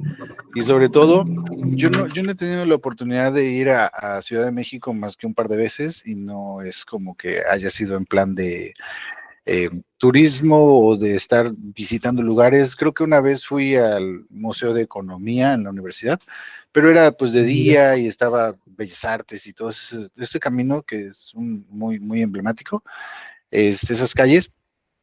Muy bonito y todo, pero sí puedo imaginar, por ejemplo, a pesar de todo, puedo imaginar que estar ahí en la noche, la iluminación, es como que muy opresivo, se me hace como que muy opresivo tantos edificios a los lados y la arquitectura muy propia, las sombras que incluso pueden llegar a proyectar o incluso ver los edificios. No sé, me da la impresión que quizá, bueno, aquí creo que Arita, creo que tú eres la única de Veracruz, creo, no sé, si hay alguien más en el grupo, pero me da la impresión como un centro histórico de Veracruz ni siquiera tan tarde, yo creo que a las 10, 11 de la noche, por ahí por donde pasan, o sea, está abandonado prácticamente, son edificios viejos, totalmente así las ventanas caídas, o sea, sin cristales, así se me figura como esa parte. Entonces sí creo que puede ser una experiencia el hecho de estar ahí en Ciudad de México y luego pensar, tener este tipo de historias en mente, pues las apariciones y eso. Sí, debe de ser una experiencia bastante agradable, pero pues yo creo que a ver si en algún momento me puedo dar una escapada para allá y sería como que la intención de poder en la medida de lo posible, porque realmente esas historias, como decían hace rato, o sea, una historia de hace muchísimos años, pues no compite con las historias de horror de gente real que puede llegar a ser muy mala, ¿no? Como decían hace rato, hay de una antología, como tal, la realidad supera la ficción. En muchos casos es escalofriante pensar lo que puede llegar a ser un humano, ¿no? Más allá de pensar de que una persona se me apareció, un muerto se me apareció, lo que puede llegar a ser un humano, ¿no? Entonces, pues nada, hasta aquí les dejo mi comentario, ya para no extenderme, y pues a ver, esperando la próxima obra, y pues para generar la controversia que ya estamos habituados.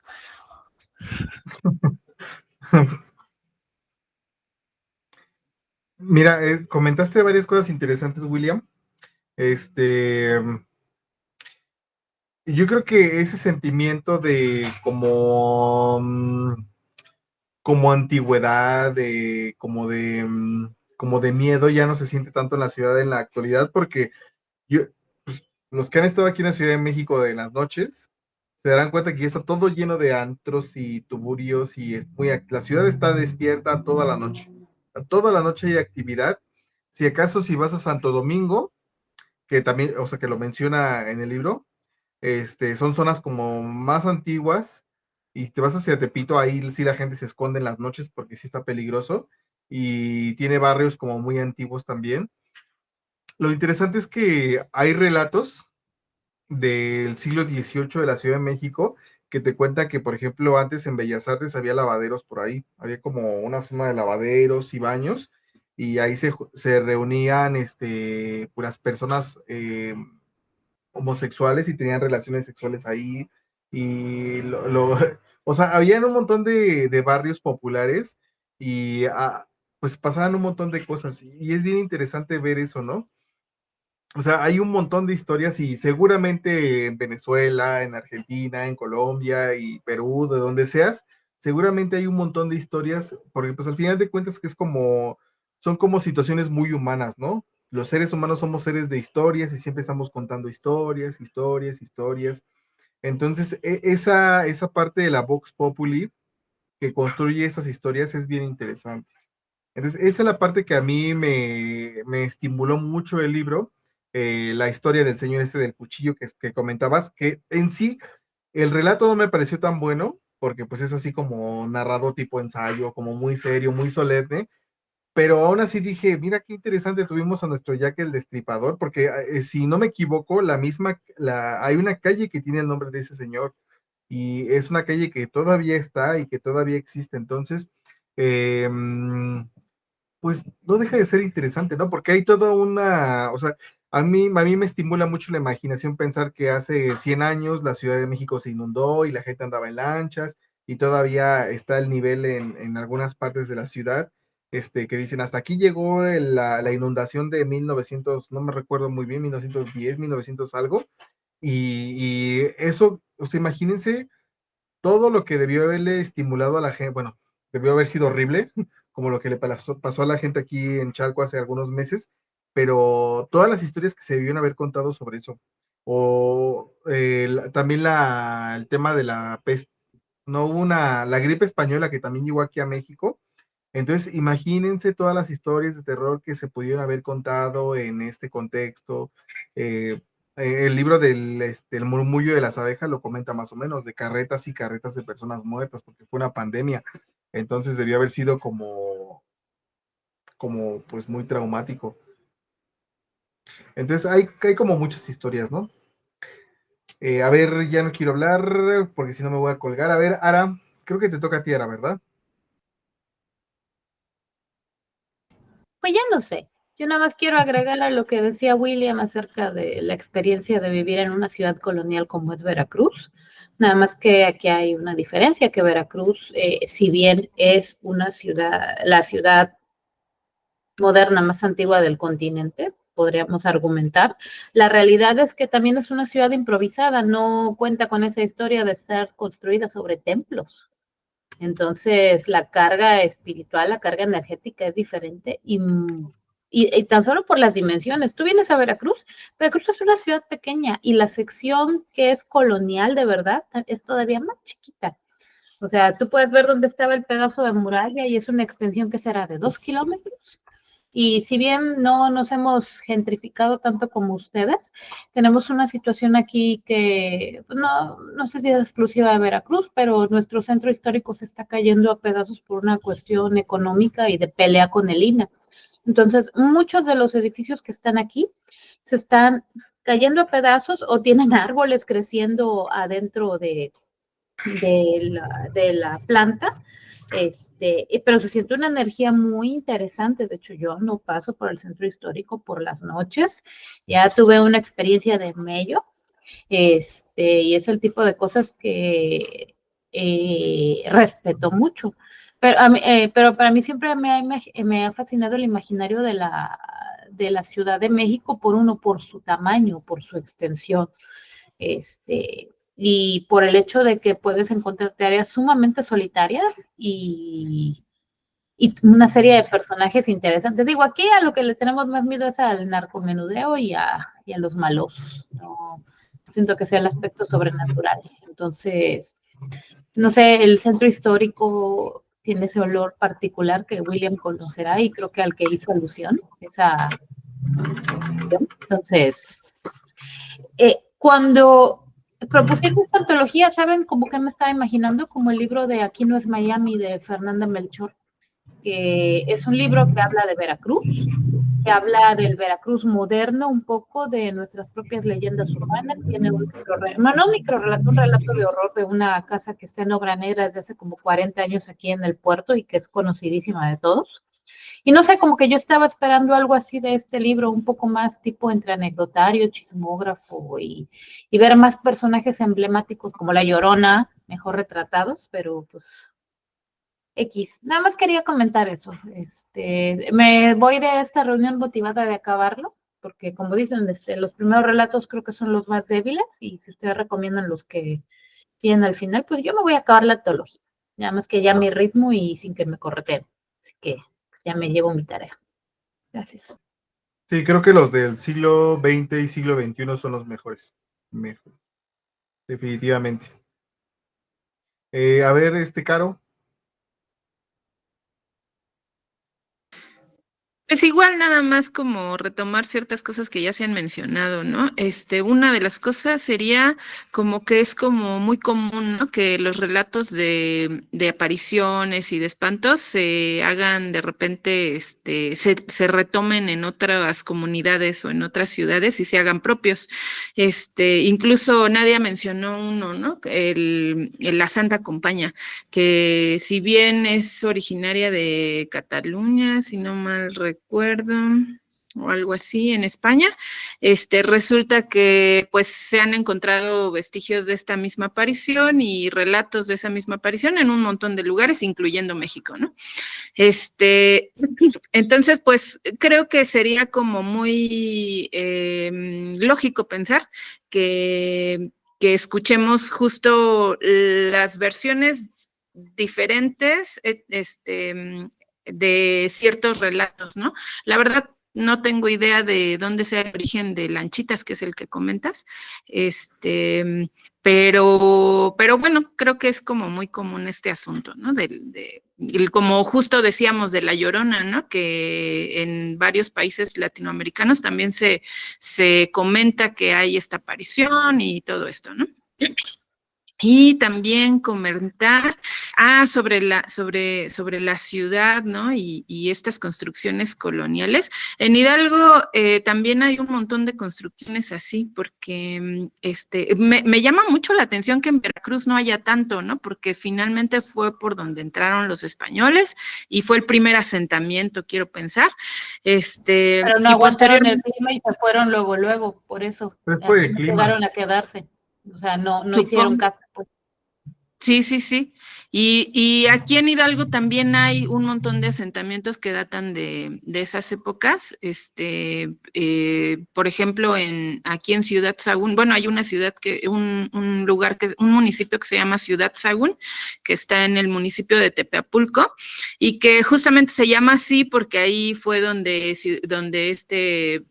Fray Bernardino de Sagún, pues escribió sus cartas, ¿no? Hacia la Nueva España, acerca de todas las cosas que se hacían los bárbaros aquí, oriundos mexicanos, mexicas. En este caso creo que había tlaxcaltecas y no me acuerdo qué otra tribu aquí en esta zona. Y pues esa parte incluso todavía se pueden ver las construcciones, así como lo comentas ahorita, fueron construidas muchas de las casas que están ahí en el centro de Tepeapulco, que es el municipio. Están construidas con las piedras de los templos antiguos. Todavía se pueden ver las piedras talladas de los dioses. Había un templo a Huitzilopochtli, un templo muy grande, y con eso se construyó la iglesia que ahora está ahí, la iglesia católica que está ahí, que es una iglesia franciscana y que data del 1551. Entonces fue una de las primeras iglesias construidas en México y, o sea, fue en la época de la colonia, ¿no? Y también está en pie todavía la casa de Hernán Cortés y se puede visitar, puedes entrar. Incluso tú caminas por las calles de ahí de Tepeapulco y hay un montón de construcciones todavía con la madera de aquellos años, ¿no? Los goznes, toda la herrería, de aquellos años, puedes tocarlo y se puede sentir el dolor del pueblo mexicano muriendo ahí en esas paredes. Muchas pinturas en la iglesia está pintada por los nativos de ahí de Tepeapulco y se nota claramente, ¿no? Cómo intentaron hacer como sus angelitos y sus cositas, pero con esa cosmovisión de los naturales de aquí. Hay muy cercano ahí, ya no es del municipio de Tepeapulco, creo que ya no. Pero también es una construcción famosa que se llama, es un acueducto que llegaba hasta allá, hasta Ciudad Sagún, pasa por Estado de México, ¿no? O sea, sí es un acueducto muy grandotote, y se le conoce como el acueducto del Padre Tembleque. Ese acueducto es bien interesante, ojalá algún día puedan visitarlo, porque en la construcción se puede ver cómo fue la evangelización. Al inicio de la construcción están al pie de las columnas del acueducto, pues están los dioses prehispánicos ahí tallados, ¿no? Algunos símbolos prehispánicos, y ya cuando acaba la construcción, al final del acueducto, están pues cruces, ¿no? Y ya símbolos católicos. Entonces ahí se puede ver como el paso del tiempo, de los años que pues los esclavos, porque eran esclavos, fueron cambiando sus creencias religiosas, ¿no? Está súper interesante y creo que gracias a este libro, y yo lo agradezco un montón, salen este tipo de relatos, ¿no? Volver a estas raíces, volver a encontrarnos con estas leyendas mexicanas y volver a encontrarnos con estas apariciones y con estos fantasmas que habitan en la ciudad, ¿no? En la Ciudad de México, pero en México en general. Entonces, me gustó por esa razón, ¿no? Justo abrió otra vez mi pensamiento hacia todo esto, hacia todos estos relatos.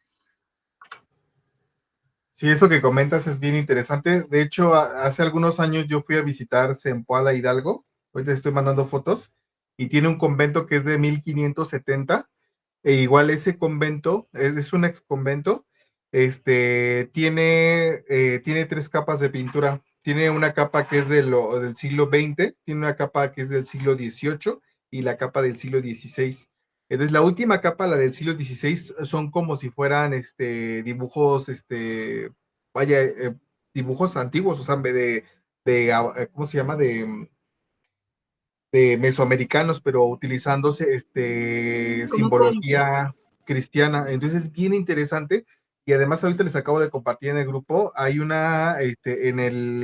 el centro de la iglesia está una cruz, pero esa cruz es de piedra y en el centro hay un símbolo mexica. Entonces, bien, bueno, un símbolo prehispánico y es bien interesante porque pues es la mezcla de las dos culturas y también es de las primeras iglesias que se fundaron, o sea, es 1570, pues imagínense, y tiene una parte derruida y otra parte que se construyó en el siglo XX. Entonces es bien interesante todo eso. Y obviamente de ahí salen un montón de historias. Yo recuerdo que cuando fui, en el 2008 más o menos, había todo un tema con el INA porque la gente del pueblo había pintado una puerta del siglo XVI con barniz del siglo de le habían dado una mano de pintura con barniz. Entonces, pues estaban, tenían así la puerta toda, tenían o sea, tenían así, esos de que estaban protegiéndola porque iban a ver cómo la iban a restaurar. Pues imagínense madera del siglo XVI, le había metido mano. Es bien interesante. Y bueno, a ver, ¿quién más quiere participar antes de que se me... Porque si no, me suelto y empiezo a hablar y hablar. Nadia, estás muteada. Hablando de lugares turísticos en Hidalgo, les recomiendo que vayan al ex convento de Actopan, es del siglo XVII, realmente no es tan antiguo, pero se conoce como la Capilla Sixtina de México y está bien interesante. Está dedicado a Santa Lucía y tiene su capilla de indios, en donde todavía están peleando porque se restauren las pinturas, porque son las pinturas originales. Y lo hicieron precisamente los indígenas de la zona. Es una zona perteneciente a los otomíes, a los ñañús. Entonces, cuando puedan, vayan. Bueno, se acabó el corte publicitario de mi estado.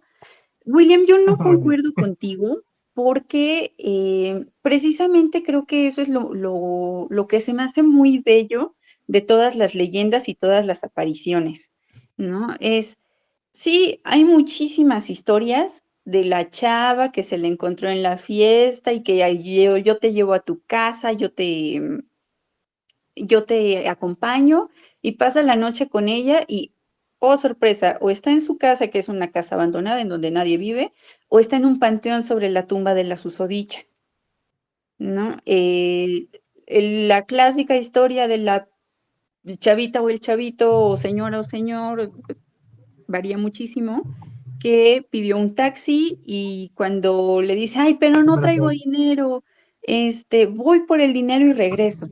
No, ajá, es que es eso precisamente, como que se le puede dar como muchas vertientes y hay muchísimas historias que hemos escuchado en N cantidad de podcasts y la gente jura y perjura que les pasó, ¿no? Y los taxistas juran y perjuran que es real. O que el clásico taxista también, que se sube la persona y le dice, ah, es que hoy es mi aniversario de muerto. Ah, justamente ahí en esa cruz me mataron, ¿no? Y es como pueden ser redundantes las historias, pero es como lo que le da ese, mira.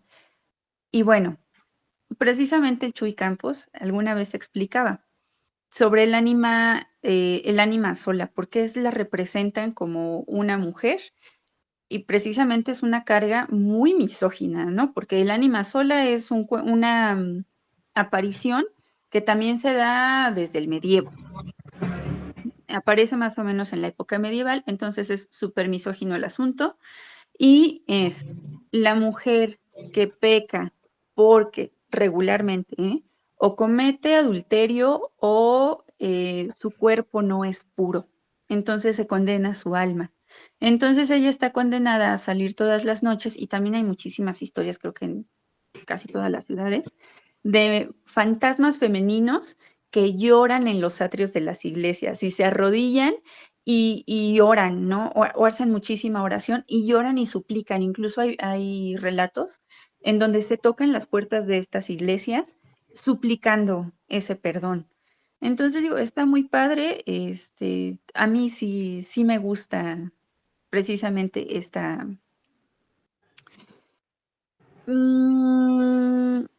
pues ponerlo de un modo que, ajá, exactamente, en la novela del monje hay una aparición de este estilo, ¿no? Y que en su momento el monje fue súper criticado y fue súper vetado precisamente porque era muy sexual.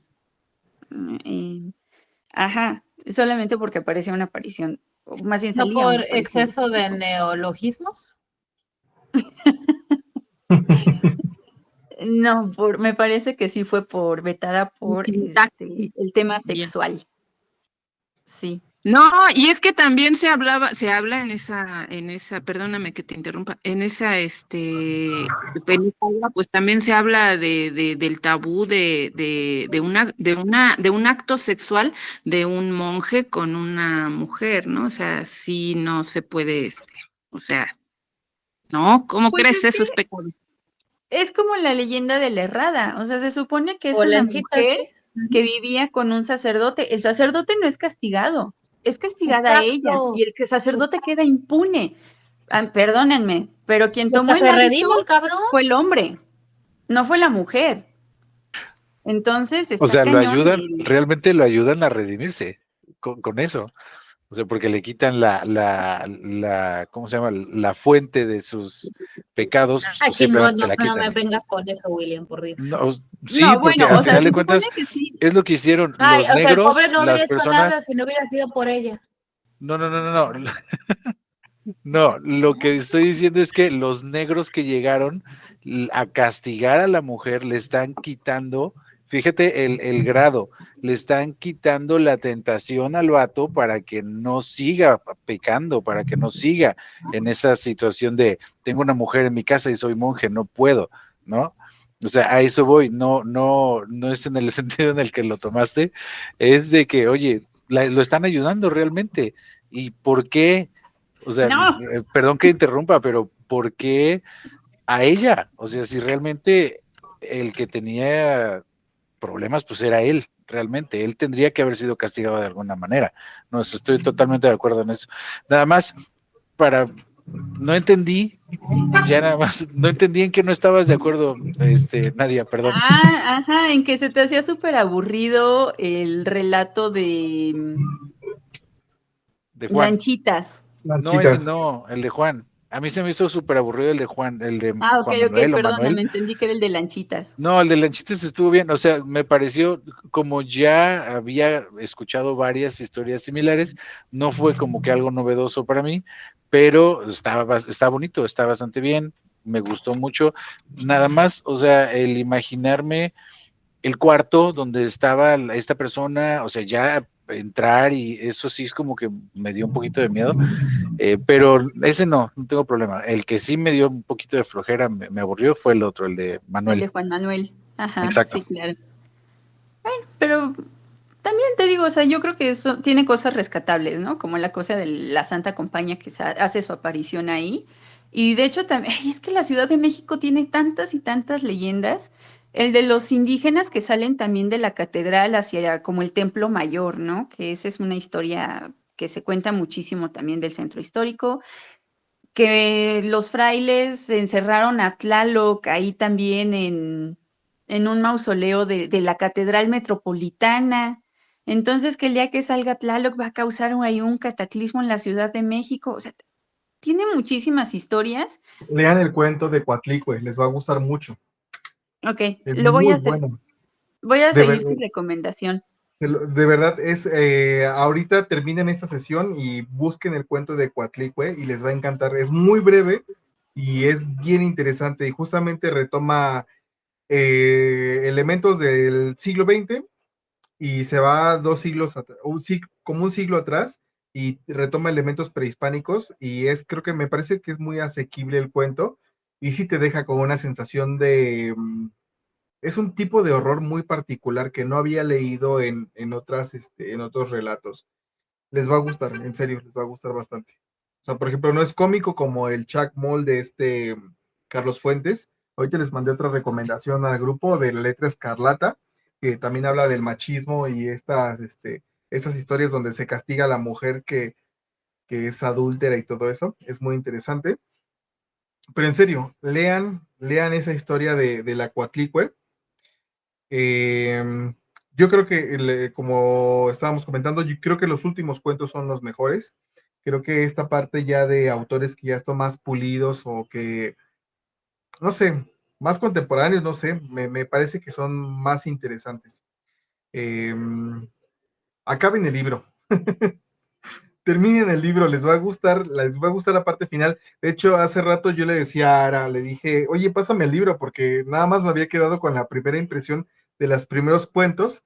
Había llegado hasta Amparo Dávila y dije, bueno, ya lo conozco. Y dije, bueno, vamos a echarnos los últimos cuentos, me los aventé y me gustaron mucho, fue como si leyera otro libro. Ah, y había otra cosa que quería comentarles. Creo que hay un tema de inconsciente colectivo respecto a ciertos aspectos de los fantasmas. O sea, por ejemplo, es muy común y estoy seguro que lo he leído en historias españolas, japonesas, ya sea europeas, estadounidense, de historias de fantasmas, como la de Lanchitas. Creo que hasta puede ser un lugar común colectivo en los seres humanos de que te encuentras con algún fantasma que te avisa, Creo que es como algo muy cultural, ¿no? Me parece que es algo muy, muy cultural. Perdón que te interrumpa, Omar, hay un libro que no he terminado que habla precisamente de la historia de los fantasmas. De hecho, es una situación de investigación y hace una clasificación por el tipo de fantasmas, de por qué se presentan y etcétera. Ya luego se los comparto por el chat, pero habla precisamente de eso, de los que están penando, de los que simplemente se aparecen porque ahí es su lugar donde murieron. O sea, hay varios. Es un libro muy grande que pues no he podido terminar, pero habla precisamente de eso, que es dependiendo de la situación particular del fantasma, es como se nos va a presentar a nosotros. Algunos piden ayuda, unos simplemente quieren comunicarse, o sea, hay muchísimo, ¿no?, que decir al respecto. Solo quería comentarles de ese libro. Sí, y es bien interesante eso porque, mira, si damos por hecho que los fantasmas existen, pues ya ahí da, por supuesto, un montón de cosas y teorías de si existe una vida después de la muerte. Yo como ateo, recalcitrante, pues obviamente las historias de fantasmas me estimulan bastante y digo, ay, qué padre, que no sé qué, pero ya viéndolo como objetivamente, pues es muy difícil de que sea real o yo lo veo más como un reflejo de impulsos humanos, deseos humanos de que exista algo más allá, ¿no? Y no sé, pero aún así me parece como bien, bien interesante, ¿no? Bien estimulante. Yo recuerdo que tuve historias de terror cuando era niño. En alguna ocasión cuando era niño, no sé si fue una pesadilla, bueno, seguramente fue una pesadilla, alguna alucinación, pero recuerdo que una vez, vi en mi cama cómo se levantaba así como un vestido así enorme y me acuerdo que hasta me desmayé y grité y estuve gritando como entre sueños y desperté en el patio de mi casa, pero recuerdo esto hasta ahorita lo volví a leer en texto en este libro, ese grito que te atraviesa, como que atraviesa las paredes y todo, y que se siente por todas partes. Recuerdo que el grito de ese fantasma o esa cosa que vi, lo recuerdo así retumbándome en la cabeza y lo sentía en todos lados y no lo o sea, y no lo veía o sea, era como intangible, ¿no? Entonces, hasta este momento que leí este libro, dije, sí, eso yo lo sentí cuando era niño, pero pues obviamente soy descreído de estas historias, pero es interesante, ¿no? O sea, seguramente hay algo de inconsciente colectivo, porque pues muchas gentes han hablado de estas historias a lo largo del tiempo, ¿no? ¿Cómo es posible que la historia de la Llorona esté saltando de tantas, de tantos países, de tantas culturas. ¿Cómo es posible que hay muchísimas historias de hombres despechados y esa historia del hombre despechado, no, del hombre celoso que mata a los pretendientes de su amada y que yo no sabía esa historia? Entonces, hay muchas cosas que me llamaron la atención del libro que pues me voy a poner a investigar un poco más para ver qué más encuentro. Pero sí, de verdad, terminen el libro. O sea, yo creo que al final, mi evaluación final del libro es que valió la pena leerlo, aprendí muchas cosas, aunque al inicio me pareció como un poquito árida la lectura. El prólogo me pareció innecesariamente largo, pero quedé satisfecho con el libro, la verdad es que sí. A ver, Marisol. Hola, buenas noches. Qué bueno que nos reunimos y que nos vemos. Bueno, yo no llegué a la sesión. Estoy feliz de poder haber llegado. Yo, como les he comentado, yo no soy no es mi especialidad ni mi gusto el terror, pero me encanta escucharlos, ¿no? A mí el prólogo se me hizo, reitero, se me hizo súper importante porque es un marco de referencia, ¿no? Incluso conceptual y teórico acerca de un tema que para los no doctos pues resulta muy, muy bueno y muy significativo, ¿no? Y justo creo que la construcción o creo que lo interesante de este libro, que son muchos temas que yo desconozco, historias que no conozco, me parece muy interesante porque creo que es un intento, debe de haber muchos, ¿no? Que si la construcción, como de una especie de construcción social del terror y el horror mexicano, ¿no? Sí. Y eso me parece muy interesante porque yo he sostenido en diversas ocasiones en este grupo que de pronto nuestra visión del terror puede resultar muy hasta eurocentrista, ¿no? Y a mí, yo celebro cuando hablamos de temas latinoamericanos, no solo mexicanos, ¿no? Latinoamericanos que hemos destacado estos autores que Mariana Enríquez, por ejemplo, ¿no? Que ha causado mucha polémica, pero que justo es un llamado a construir cómo somos y qué somos, ¿no? Y me llama la atención porque justo las primeras historias del libro, no me decepcionaron, porque incluso mi papá, que en este momento tendría 89 años, me pareció estar escuchando a mi padre y me maravilló y me sorprendió eso porque dije, híjole, ¿cuántas de las historias que mi papá me contó que creyó que mi abuela le pasaron, pero en realidad, insisto, es una construcción social de la manera en cómo vemos pues no sé, ¿no? Esa necesidad de explicarnos lo inexplicable, pero también del horror cotidiano de no tener dinero para las cuentas, no alcanzar a cubrir el fin de semana.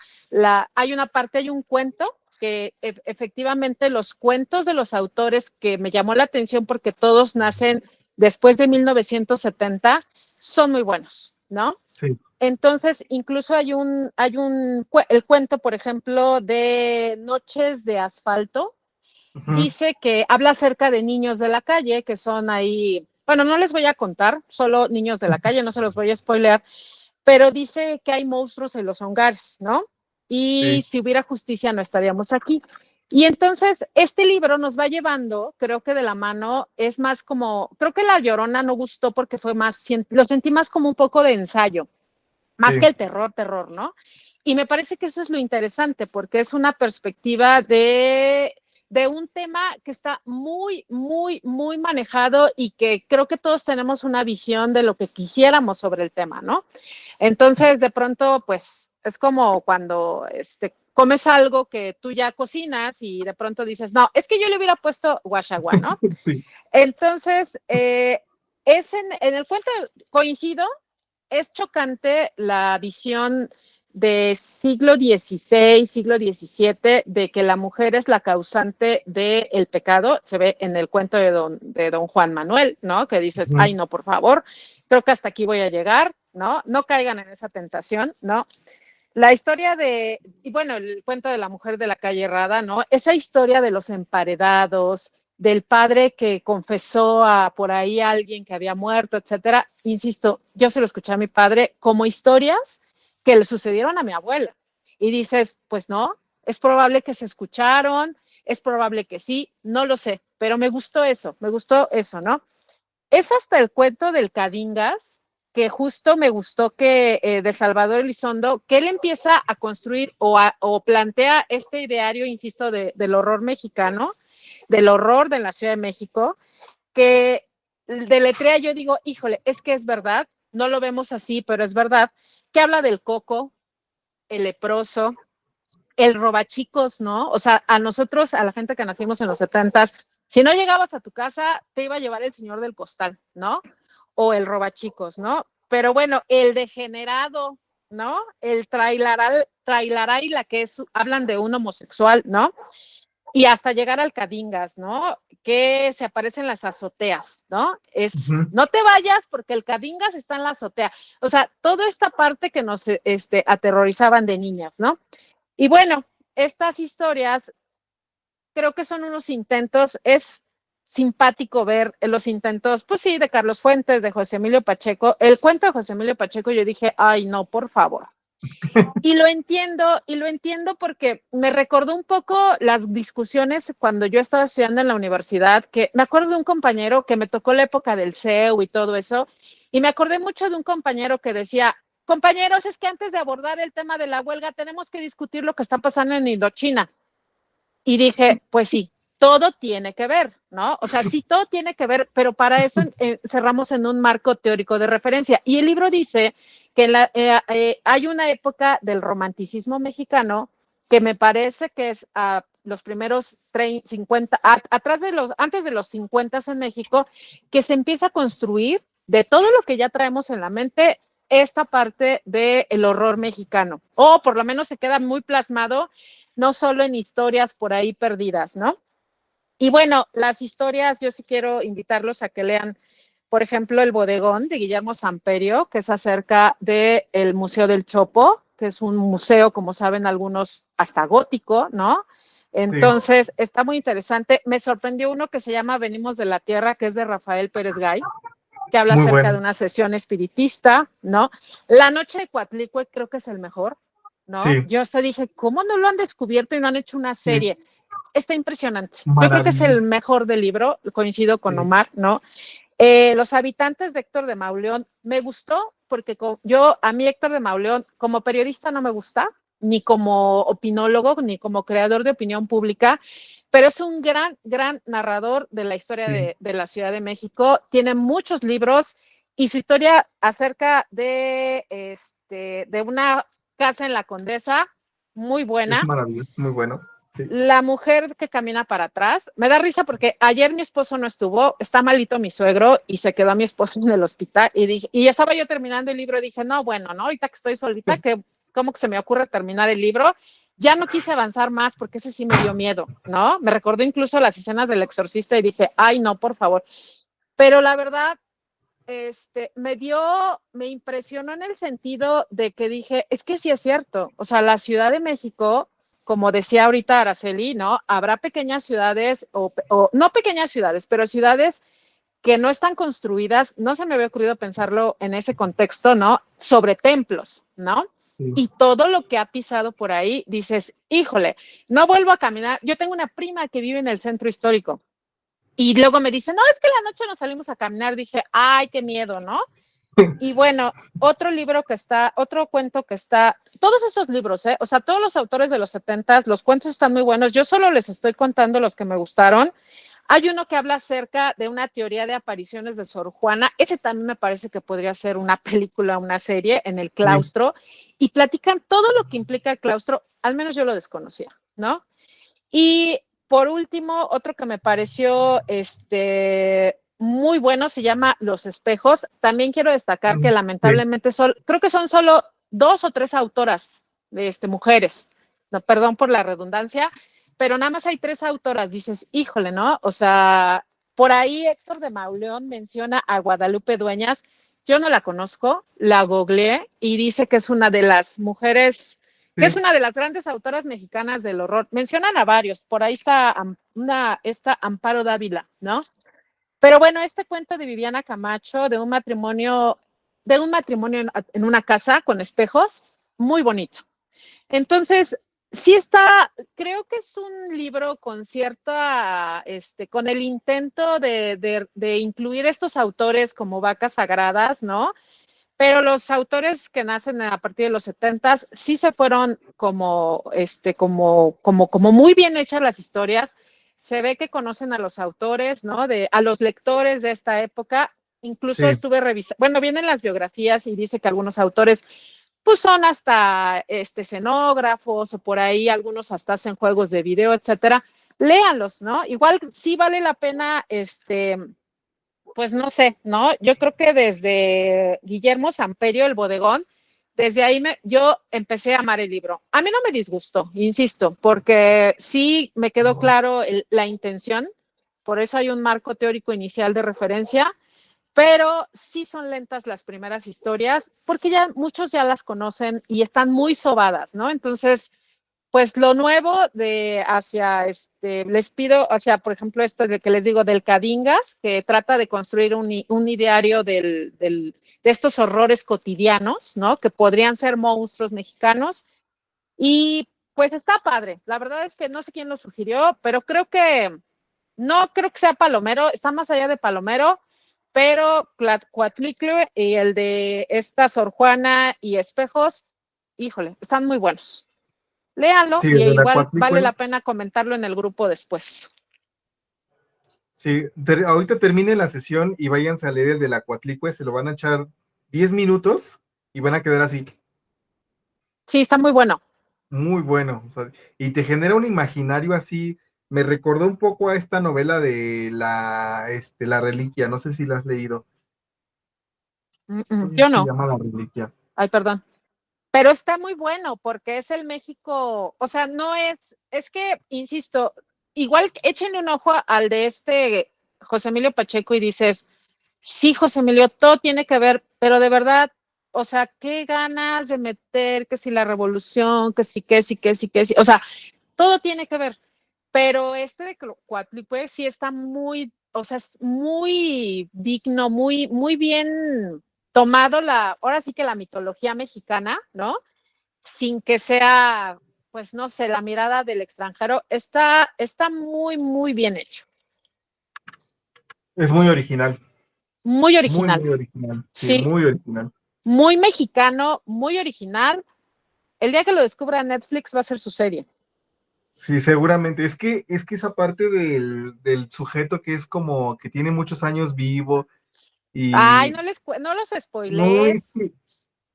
léanlo, de Omar, verdad léanlo. aguántate y luego nos vemos o lo platicamos en el chat. No, se está Sí, enojado. de verdad Denme chance léanlo. mañana. Estoy durmiendo, chicos. Quiero terminar, pero quiero darle toda la atención que se merece ese cuento de la Coatlicue que tanto me pondera. Bueno, pues era eso lo que quería comentar. Muy bien, chicos. Pues les queda de tarea, para mañana lean la Coatlicue, ya lo vamos platicando en el chat.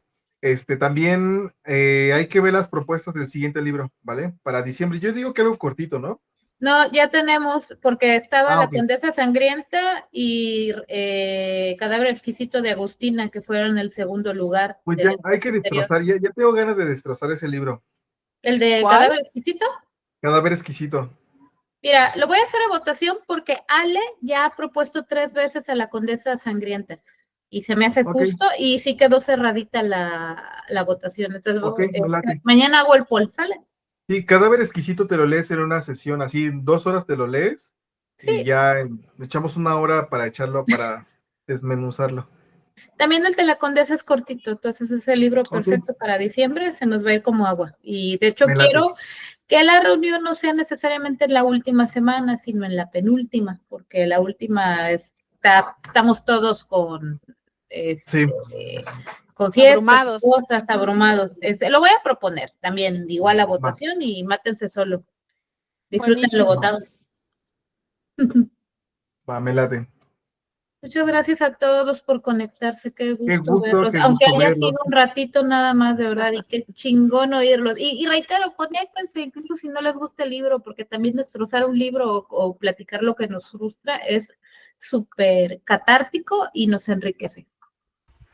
Sobre todo eso, el tanto que ignoramos, es lo bonito de estas reuniones y del grupo, como lo hemos dicho en la semana, lo dije, es tanto que ignoro y tanto que aprendo con ustedes, y aquí pues prácticamente nos así de órale, métete y aprende y tienes que ver, porque si no te vas a quedar, no me puedo quedar, perdón, no puedo participar si no conozco algunos temas, si no conozco obras, pues realmente no, pero esto es lo bonito de este tipo de clubs que nos ayudan a crecer y está padre. Y lo mejor de todo es que no es como que puedas ir por ahí hablando de estas cosas con todos y uno llega a su lugar seguro en este tipo de clubs. La verdad es que no es tan fácil encontrar ese eco, ¿no? que hay en las personas, y por eso I love you so much, everyone.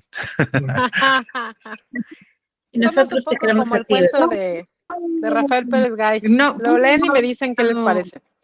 Va. Sí, Pudo no haber estado genial el libro, pero la sesión estuvo genial. Exacto. Pues les Así digo, es. yo que no sé nada del tema, voy así como de la mano y me encanta salirme de mi zona de confort.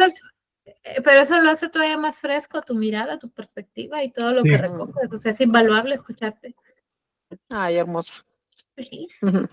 Muy bien, chicos, descansen. Ahí estamos en Qué contacto. gusto, Mañana de verdad me dio muchísimo gusto nos igualmente me conectáramos, dio que mucho gusto. concluyéramos. Buenas noches. Buenas noches, Buenas chicos. noches a Los todos. amo. ¡Mua! Bye. I love you all. Bye.